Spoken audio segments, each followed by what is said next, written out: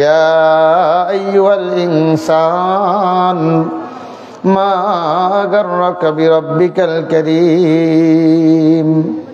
আল্লাহ বলেন, ও দুনিয়ার মানুষ, পৃথিবীর কোন শক্তি তোকে আমার কাছ থেকে আলাদা করে দিল? আর কি মায়া আছে যেটা আমার কাছ থেকে তোকে আলাদা করে দিল? ইয়া আইয়ুহাল ইনসান, ও দুনিয়ার মানুষ, মা গাররাকা বিরাব্বিকাল কারীম, কোন শক্তি তোকে আমার কাছে আলাদা করে দিল? ইন্না খালাকনাল ইনসান, আল্লাহ বলে আমি তো তোকে বানিয়েছিলাম, আমি তো তোকে বানিয়েছি, অত কে তোকে আলাদা করে দিল? দুনিয়ার এই ব্যবসা, দুনিয়ার এই বাণিজ্য, দুনিয়ার এই দল, দুনিয়ার বিবি বাচ্চা, কে তোকে আমার কাছে আলাদা করে দিল? আল্লাযী খালাকাকা, আমি তো তোকে বানিয়েছি। ফাসাওয়াক, শুধু বানাই নাই, তোকে সুবিন্যস্ত করেছি। ফাআদালাক, যেটা যেখানে রাখার কথা সেখানেই রাখছি। এই একবার কল্পনা করে দেখেন তো, এই নাকটা যদি পিছনে থাকতো অবস্থাটা কি হইতো? খাবার নিয়া পিছনে দিয়া টেস্ট করে আবার মুখে দেওয়া লাগতো, ঠিক না? ঠিক। এই যে চোখ দিয়ে পিছনে দেওয়া হইতো, অবস্থা কি হইতো? কথা বলেন না কেন? এই যে বলে আল্লাহ খালাকাক ফাসাওয়াক ফাআদালাক, শুধু বানাই নাই, সুবিন্যস্ত করেছি, যেটা যেখানে রাখার দরকার সেটা ওখানেই রেখেছি। একবার চিন্তা করে দেখে তো, তোমার দাঁতগুলা কেন স্টে হয়ে গেল, আর তোমার এই দাড়িগুলা, তোমার এই মুছগুলা কেন সপ্তাহে কাটতে হয়? কথা বলেন না কেন? আমার বয়স 43 বছর হলে আমার এই বুড়োর বয়সও 43 বছর। কথা বলেন না? দাড়ি আগে উঠছে, মুছ আগে উঠছে না বুড়ো আগে উঠছে? এগুলো বড় হইতে দিল না কে? আল্লাহ। কথা বলে না? এগুলাকে বড় হইতে দিল না কে? আর এগুলা বড় হইতে দিল কে?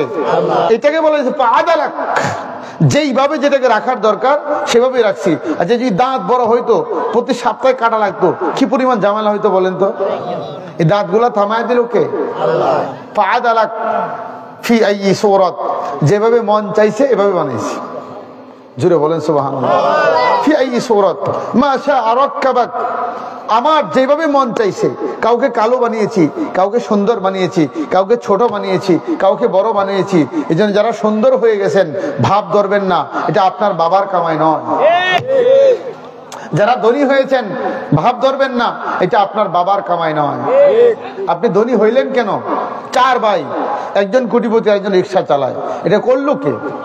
আপনার কি কারিশমা আছে? কোন যোগ্যতা আপনি কোটিপতি হয়েছেন? ব্যবসা করে হয়ে গেছেন? কথা বলেন, কে বানাইলো কে? সুতরাং আপনি ধনী, এটা আপনার জন্য পরীক্ষা। আপনি শিক্ষিত, এটা আপনার জন্য পরীক্ষা। আর একজন মূর্খ তো তার জন্য এটা পরীক্ষা, ঠিক না ভাই? ঠিক। এবার রাব্বুল আলামিন বলতেছেন, কাল্লা বাল তুকাজ্জিবুনা বিদ্দীন, আসলে আমি বুঝছি তুই আমার দিনকে ভুলে গেছস, তুই আমার হাসরের মাঠকে ভুলে গেছিস। কাল্লা বাল তুকাজ্জিবুনা বিদ্দীন, আর কোনো কিছু না, আসলে তুই আমার হাসরের মাঠকে ভুলে গেছিস। বাস্তব না বাস্তব? আচ্ছা, কোন মুসলমান যদি বিশ্বাস করে যে 1 ওয়াক্ত নামাজ ছেড়ে দিলে অথবা কাজা করলে 2,88,00,000 বছর জাহান্নামে থাকতে হয়, ও কোনোদিন নামাজ ছাড়বে নাকি? কথা বলেন না কেন? এটা করলো কে? এই জন্য আপনাদেরকে বলি, মালিক কেন আমাকে বানিয়েছেন এটাকে টার্গেট করেন। আমাকে কেন বানানো হইলো? আমি ব্যবসা করি, আমি কৃষিকাজ করি, আমি চাকরি করি, আমি দোকানদারি করি, এই জন্যই কি আমি বানানো হয়েছে নাকি? কথা বলেন। আমি বয়ান করি, এই জন্য আমাকে বানানো হয়েছে? কেন বানানো হয়েছে?